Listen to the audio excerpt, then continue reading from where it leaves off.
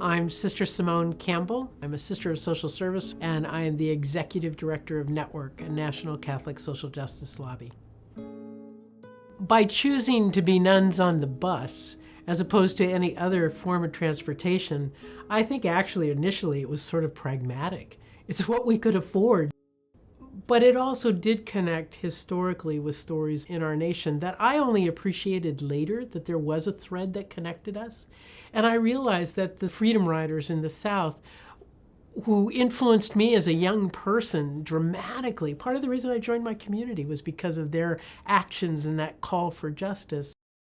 Certainly the freedom of the bus to connect with people all around was key. Driving along the highway and the back roads and connecting with all kinds of people, it really is a community building mode of transportation.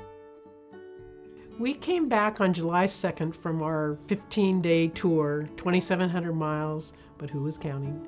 And we thought it was over. But what happened almost immediately was that people were saying, well, we need to do it here. So that some sisters organized a bus in Missouri. That was the first one. And then some sisters wanted to organize one in Ohio and New York State, all over. What we discovered was there was some energy released by this that keeps going. You too could be a nun on the bus. We have guidelines up on our website, so you need at least one nun. You speak civilly. You don't campaign for or against a specific person, and you lift up the needs of people in poverty. And the fifth one is that you keep in touch with us. So let us know what you're doing.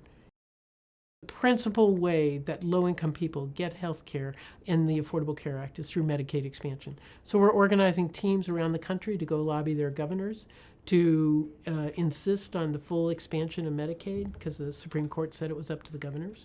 And then finally, we're getting everybody then to do press at every turn so that they speak to local media, they let folks know what the governor said, what the congressional delegation said, and that we, the people, can form this more perfect union by making sure that low-income people have access to health care. In the richest nation on earth, it is morally shocking that not everyone has access to health care. We have to change that. All I know is that for me, faith in action is about faith engaging politics, and that's what we're doing. I think we'll have a measurable impact, but I'm not exactly sure what it is. What I have to say is we just went on the bus because we wanted to educate people about what was happening here in DC, but we got educated. And then it was this dynamic, amazing event that keeps going. And for me, that's the Holy Spirit.